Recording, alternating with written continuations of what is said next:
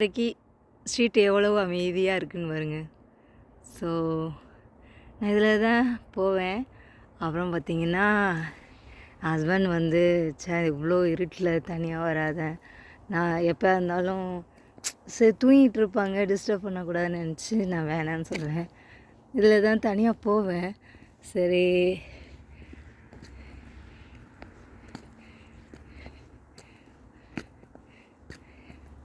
ஹஸ்பண்டுக்காக wait பண்ணுறேன். மணி 12.